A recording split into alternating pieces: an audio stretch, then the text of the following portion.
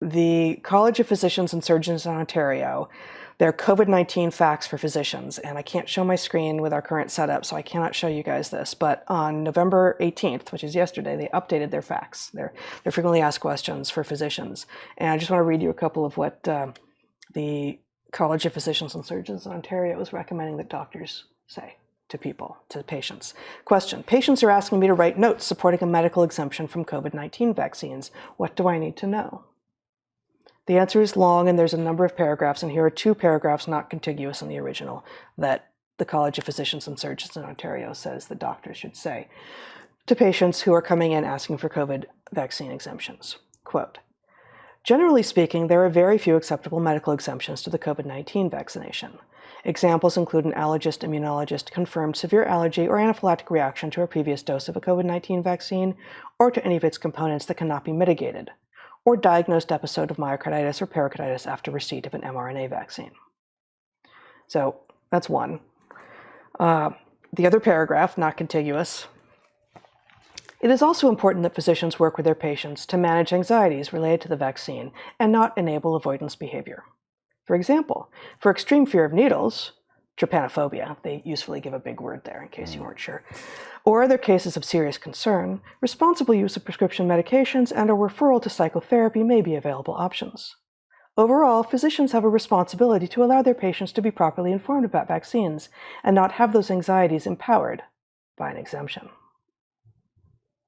So what if you're afraid of toxins rather than needles? So if you don't want our experimental medical treatment, we're going to either give you a different medical treatment or call you crazy and scared and have you talk to someone about that so you can get uncrazy and unscared and get our experimental medical treatment. Right. They have defined out of possibility the fact that your trepidations might be based on the fact that this is dangerous. Right. And this, remember, is the College of Physicians and Surgeons in Ontario, not a fly-by-night organization, although we can hope that maybe they will.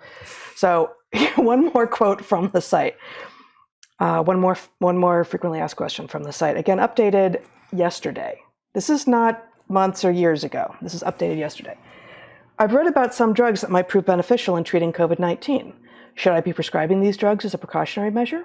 Can I prescribe them for myself or family? No. Many of these drugs have an intended use, and prescribing them as a precautionary measure has or may contribute to drug shortages, compromising care for others.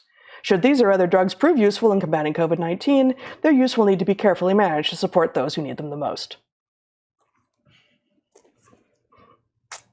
So, that sort of ties back in with the Together trial still being promoted as the evidence that, for instance, ivermectin does not work. And really, I wish the Together trial had some sort of thing we could burn an effigy, or like I could bring it out with like a head on a stalk. Like, this thing is dead. This is not what it seemed. We know that from so many angles now. And here we have, as of yesterday, mid-November 2022, the College of Physicians and Surgeons in Ontario telling its members how to respond to patients or each other when they say, well, but aren't there some things I could use to treat COVID? No, don't do that. You're going to contribute to drug shortages. Also, we don't know if those work.